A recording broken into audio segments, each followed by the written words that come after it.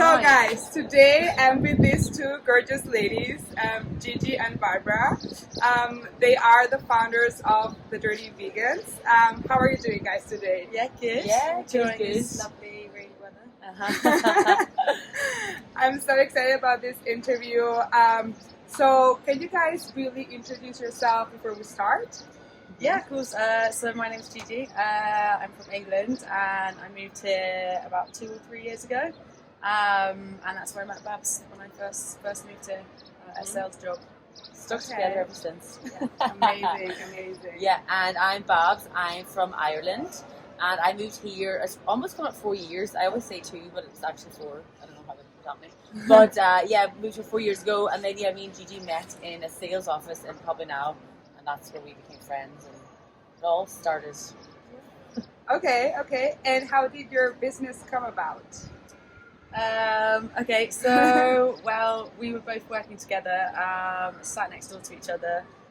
We were obviously chatting around how much we didn't like our job at the time. 9 to 5. Yeah, 9 to 5 sales job. We were changing our diet and we were cutting out meat, cutting out fish, trying to be vegan, and then we realised obviously there weren't many vegan options around where we were working in an area of Barcelona, and that's how we started up coming with an idea of what food we could come up with to start selling here. So yeah. And we realised as well, in England and Ireland, sandwiches is such a staple part of our everyday diet, whether that's for your breakfast, lunch, and maybe even dinner. And we realised that sandwiches aren't really a thing here. Bocadillos, yes, bagels, but not their classic, just kind of American style sandwich.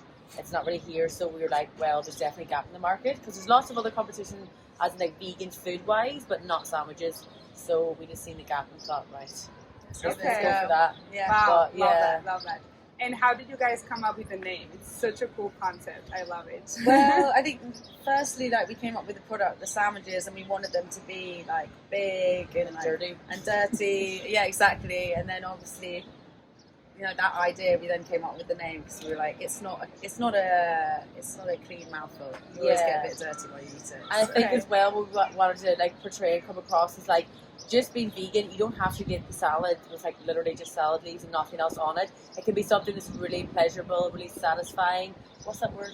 Indulgent. It can be indulgent. It can be something even meat eaters will enjoy it. So we wanted something because we followed these pages on Instagram and they had massive sandwiches. We're that type of sandwich we're going to make, not a little thin. Yeah. We wanted to attract people who weren't only just vegan, but meat eaters, vegetarian. In between, didn't know what they wanted. We wanted to shock people and think that vegan just isn't boring. So and I think Dirty Vegans is just it kind of sums us up good as well. Yeah, exactly. Amazing. And you guys make the burgers yourselves, right? Everything. We make all the sauces, all the meats ourselves.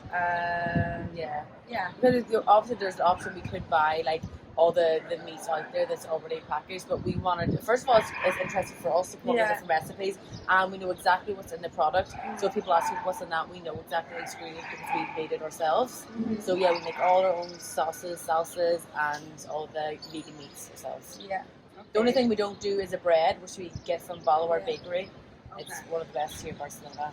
Yes. We were going to make our own bread, but we realised actually that's too much time. Too much time. So we wanted it to be as fresh as possible. It wouldn't be too hard. Yeah. Well, maybe in the future. Yeah, exactly.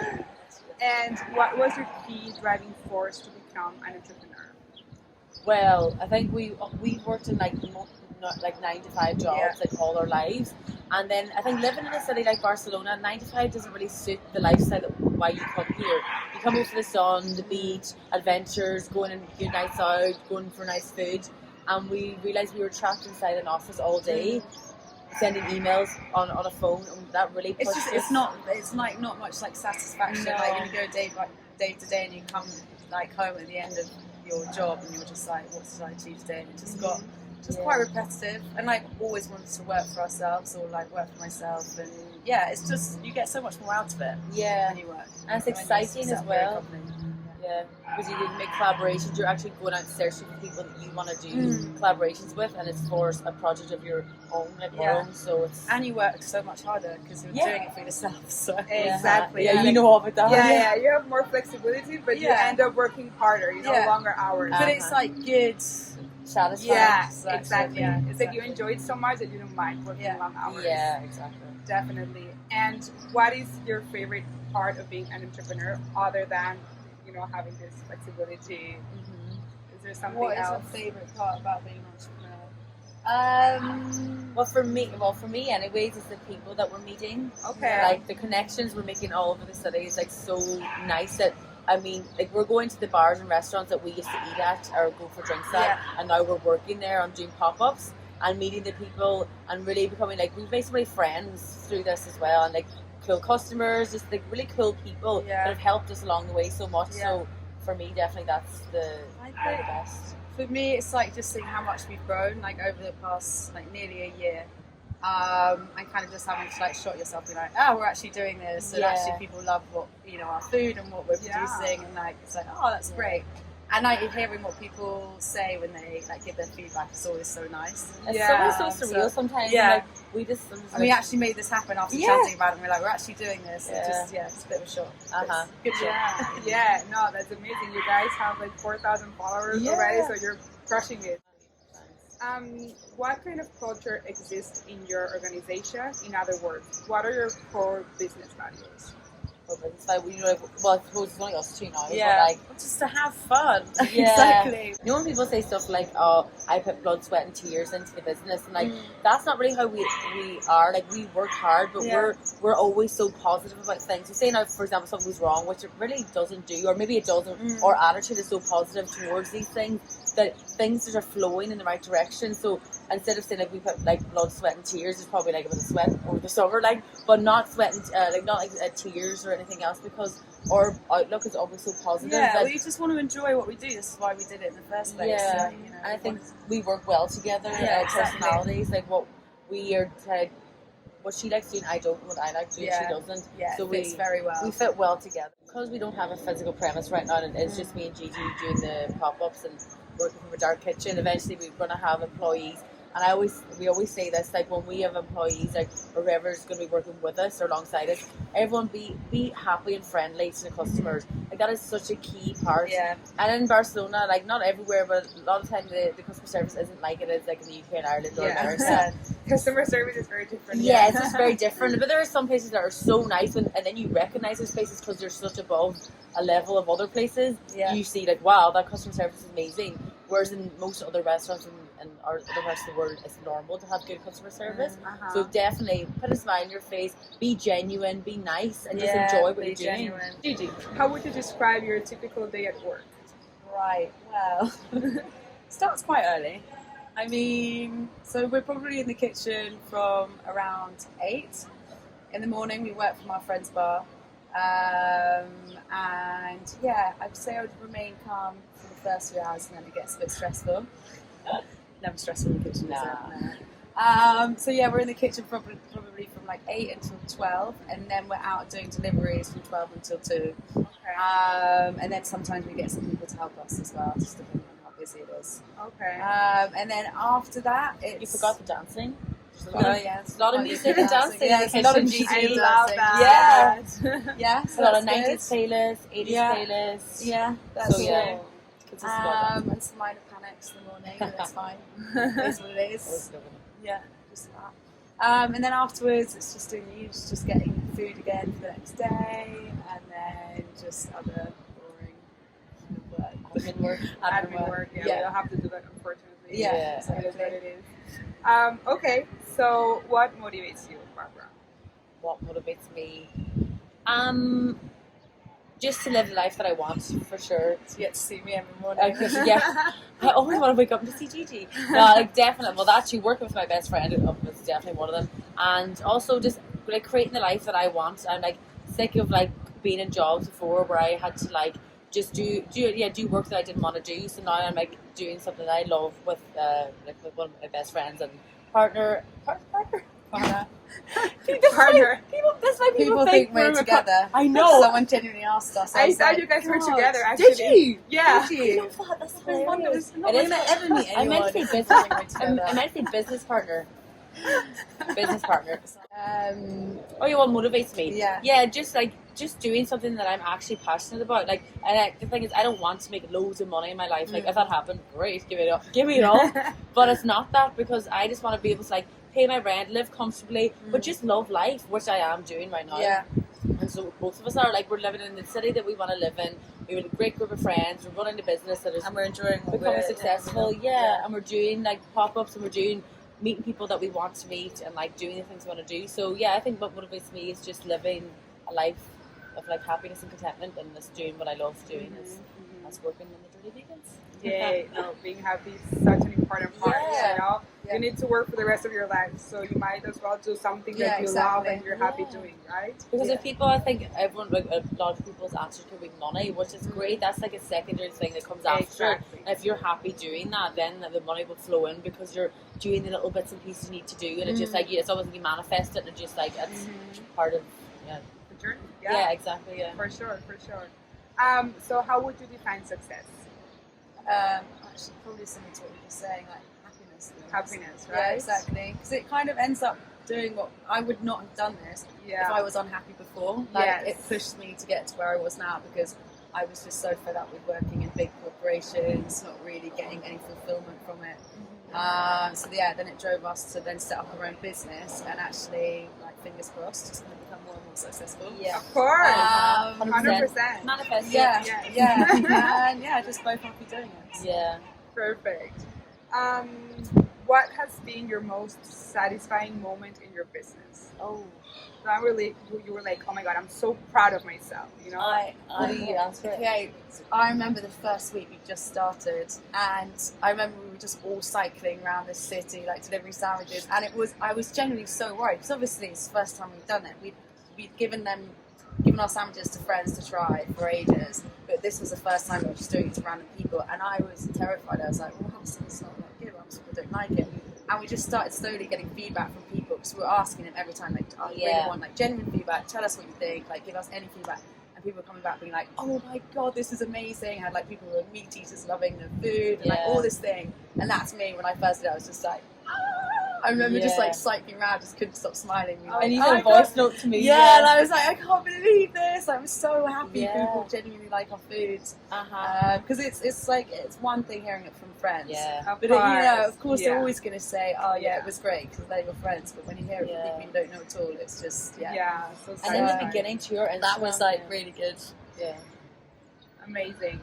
Do you want to answer it? Yeah. No, I was going to say, it's when like in the beginning our Instagram was like literally blowing up. It still is, but I mean it was like, remember like the amount of people doing stories, and like for some reason it just became a thing that everyone was doing it, and then everyone was tagging everyone, all their friends. It was like, it was mental for a while, and we're like, we literally just started a week ago, and like with our followers just growing and growing and growing and growing, and that was Dan. She great idea. Wow. Tagging them. Oh yeah, very important. So what made you guys become vegan? Well, we're actually vegetarian. Yeah, we're not. Oh, really? Oh my god! Wow. No, we always say we're like 80% vegan, 20% vegetarian. Because we like never eat meat or fish. It's just like bravas, but it's when cheese. you're eating out in restaurants, because I find when you're there and there's no vegan options, you can either have a bowl of potatoes without the sauce, which is like, great, that's just even worse. Or bread, again, that's not 100% vegan, because it's got probably like milk powder in it. So it's quite hard to do it. But if you're eating at home and stuff, then it's a lot easier. But that's like why more places are becoming more vegan, and then once there is like more opportunity, then it's going to be easier to do. And you'll be able to enjoy the food more as well. 100%. No, definitely. It's hard to be vegan when you go out for lunch or for dinner. It's like, if you're at home, you can cook yourself, whatever. But if you go out, it's like you can't eat anything yourself. And also if you go with other people, you know, you cannot go to certain places, you know, so it's a pain in the ass. It's quite difficult. So we're like, I mean, eventually definitely 100% want to be vegan. But it's just, bravas and cheese, you know, gets you. That's what we call the dirty vegans. It is quite funny because we speak to a lot of people who are like, oh, they're vegan, but they're like, sometimes I have this, or like sweet food as well. Like that's, you know, it's so hard to find sweet vegan food. I've got really bad sweet tooth, so definitely. But No, the reason, sorry. No, go ahead. Go ahead. The reason like we became like when we tried veganism with veganuary, then we're pescatarian, then we're vegetarian, then we're over and back. Yeah, and then now we're vegetarian, like 80% vegetarian, 80% vegan, 20% vegetarian. But it's mainly there's a whole host of reasons: the environment, animals, or health. Just and it's not necessary to eat meat to enjoy food anymore. Well, not because there's no options about it. But I think it's like all those reasons I just said. Yeah. No, and there's definitely a trend, of plant-based diet is the future. Because there's like eating meat gives so much greenhouse gases, in the environment. We think like, oh, cars are the main, issue for greenhouse gases and pollution, and it's actually all like animal agriculture, right? So we also have this misconception. It's like, oh, I'm gonna drive my bike so that I don't pollute so much, and then I eat meat, and I'm like, okay, you're doing something that's very bad, But like so many people are investing in like companies that do like vegan stuff, because it's definitely the future. And people usually start like cutting off like first meat, then fish, then eggs. It's like a process. I don't think you really like start being like that. You can't do that. It's so hard. You have literally nothing. Because you need to learn to cook as well. Like it's, I think a lot of people really struggle to know what to like make when you're at home when you become vegan. But then once you start slowly cutting it out and like getting new recipes and getting all these ingredients that you might have not heard of before, then it becomes easier. Yeast. Within every recipe. I'm like, what even is that? But yes. And then once like things become more accessible here, more options are popping up in various restaurants, which they are. Like there's now in a lot of places, not maybe the typical Spanish tapas bars, but there are a lot of places where they might have a vegan option. It's still a bit behind from other places, but it's definitely picking up. We've noticed a lot more.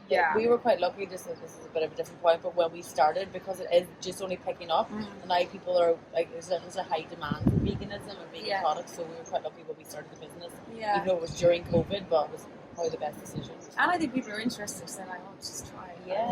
It's something new. Like we get messages too from like our followers, either like say the girlfriend's vegan and like the boyfriend isn't, and then or vice versa. I just gave it to my boyfriend.